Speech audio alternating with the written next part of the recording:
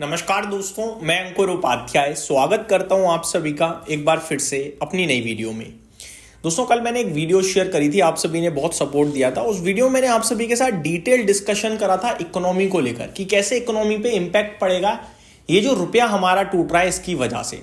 भारतीय बाजार देखो गिर तो रहा है बीते 1.5 साल से, लेकिन जब भी गिरता है जो कुछ नेगेटिव होता है हम उसी से उसे कनेक्ट कर देते हैं। प्लीज आप अपने लॉस को भूलकर ध्यान से समझिएगा इस वीडियो को, जो मैं कहना चाहता हूं।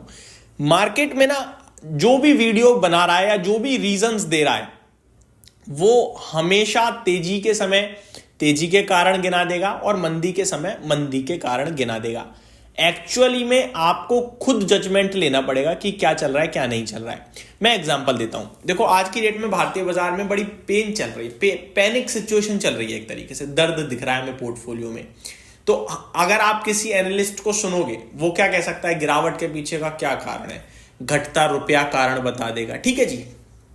फिर आपको एफआईआई की सेलिंग बता देगा कि ये दो प्रॉब्लम है जिसकी वजह से बाजार नहीं चल रहा है। यही मैं अपोजिट कर देता हूं मार्केट को। किसी दिन बाजार लाइफ हाई हिट कर रहा हो और स्टॉक्स भी अच्छा कर रहे हो और इन्वेस्टर्स का सेंटीमेंट भी अच्छा हो, तो क्या कह सकता है वो?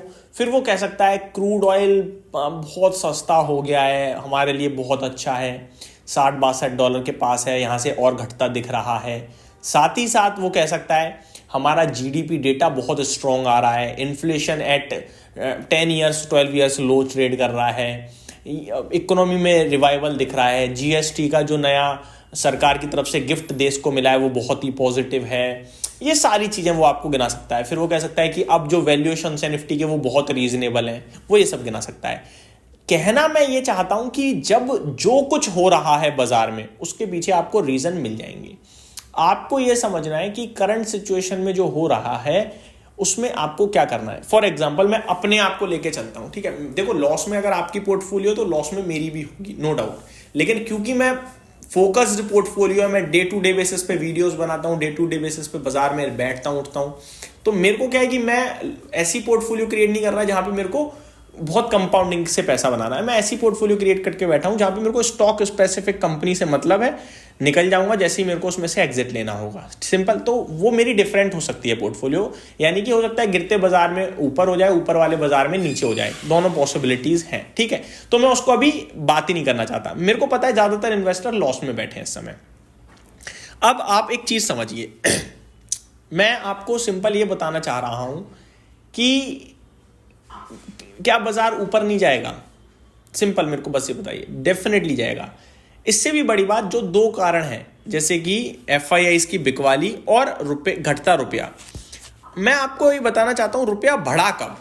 मैं आपको बताता हूं डेटा क्या कह रहा है।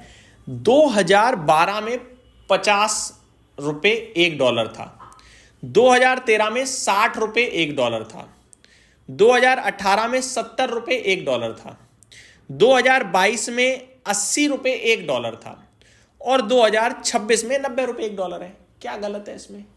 ये तो होना ही है भाई। 2028-29 तक 100 रुपए $1 हो जाएगा। ये तो हो ही रहा है ना।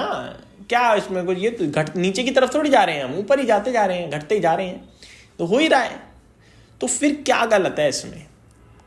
ये तो पहले भी गिर जाता अगर इसीलिए गिरना होता तो नहीं।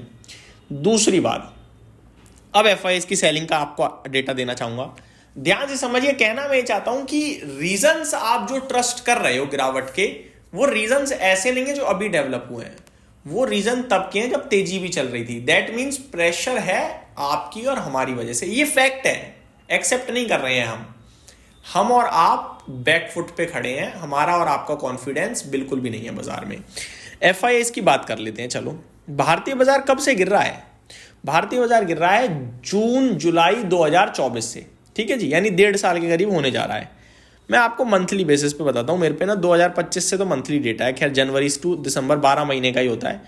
तो लगातार जनवरी से बिकवाली चल रही है भाई साहब एफआईआई की तरफ से। बीच में 4 महीने बाइंग फिगर आए थे बहुत छोटे छोटे। ईयरली बेसिस पे बताता हूँ, क्या 2021 में भारतीय बाजार नीचे गया? ऊपर गया था, एफआईआई ने बेचा था। लेकिन क्या 2022 में भारतीय बाजार नीचे गया? ऊपर गया, लेकिन एफआईआई ने 3.25 लाख करोड़ का बेचा था। 2023 में भारतीय बाजार नीचे गया, इन्होंने बेचा था 16,000 करोड़ का। 2024 में भारतीय बाजार नीचे गया, फर्स्ट हाफ तो ऊपर था, सेकंड हाफ में स्लो डाउन आ गया था, लेकिन एफआईआईज ने 3 लाख करोड़ का बेचा था। 2025 में भारतीय बाजार नहीं, भारतीय कंपनियां खत्म हुई हैं, है ना। यहां पे 2,76,000 करोड़ का बेच दिया है।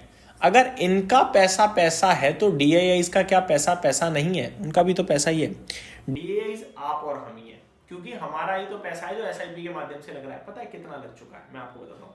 2025 यानी करंट कैलेंडर ईयर में 7,16,000 करोड़ लग चुका है। 7,16,000 करोड़ का। 24 में लगा था 5,26,000 करोड़। 23 में लगा था 1,84,000 करोड़, यानी नेक्स्ट लेवल पैसा लग चुका है। अब मैं आ जाता हूं रुपया पे। दोस्तों रुपए में कमजोरी जो दिख रही है वो 90 का पार कर चुकी है। आंकड़ा 90.29 का आज लो लगा दिया है, ठीक है। घटता रुपया सबके लिए चिंता बना हुआ है। अब आप और हम तो देखो तुच्छ प्राणी है, एक सिंपल भाषा में बोलूं बाजार के लिहाज से तो, लेकिन जो सरकार है उसे तो जवाब देना है भाई। हमें नहीं देगी, किसी ना किसी को तो देना ही पड़ेगा। अपोनेंट पॉलिटिकल पार्टी जो है वो खड़ी हो जाएगी कि कैसे इतना घट रहा है, तो उन्हें तो जवाब देना ही पड़ेगा, ठीक है। मैं अब आप सभी के साथ बात करूं तो सरकार पता है क्या कह रही है? इंडिया के जो चीफ इकोनॉमिक एडवाइजर हैं वो कह रहे हैं कि ये जो घटता रुपया है ये इन्फ्लेशन और एक्सपोर्ट को इफेक्ट नहीं करेगा। लेकिन ये सेंटेंस पे ट्रस्ट करना बहुत मुश्किल है, क्योंकि वो करेगा ही करेगा। मेरे को महंगा खरीदना पड़ेगा भाई सामान, है ना। अब अगर ये कह रहे हैं नहीं करेगा तो इन्हें डिटेल में बताना पड़ेगा क्यों नहीं करेगा। क्योंकि मेरा अगर क्रूड तो चलो खुद ही गिर गया तो उसको छोड़ देता हूँ। मेरे को कुछ और सामान, कोई मशीन खरीदनी है जिसकी कीमत $1,000 है, तो पहले अगर मैं 88,000 में लेता था तो आज मुझे 90,000 में लेनी पड़ेगी वो। तो मेरा तो 2,000 रुपये फालतू जा रहा है भाई। अब ये, और जब 2,000 रुपये मैं फालतू दूंगा तो जब मैं मशीन ले लूंगा तो प्रोडक्ट बना के अगर मैं पहले 100 का बेचता था तो अब 100.10 पैसे का बेचूंगा, क्योंकि भैया मेरा पैसा ज्यादा गया, मुझे भी पैसा ज्यादा चाहिए। जब मैं 10 पैसे बढ़ाऊंगा तो फिर रिटेलर भी कुछ तो बढ़ाएगा ही। जब वो ज्यादा बढ़ाएगा तो इन्फ्लेशन पहुंच गया भारत में कंज्यूमर्स के पास ऑटोमेटिकली। तो ये उन्हें बताना पड़ेगा कि क्यों नहीं बढ़ेगा, ठीक है जी। तो ये ओवरऑल फिगर है कि इसमें आपको ये नहीं सोचना कि घट रहा है, बेकार है। आपको डिसाइड करना है कि अभी नहीं, 3 साल के लिए बैठा हूं मैं, करंट सिचुएशन जो हो रहा है होता है। और ये जो रुपए में गिरावट है कोई पहली बार नहीं हो रही है, ये लगातार हुई है। एफआईआईज की सेलिंग 2021 से चल रही है, सिंपल। उम्मीद करता हूँ डिटेल्स डेटा पसंद आया होगा। Thank you so much for watching this video. Have a great day guys.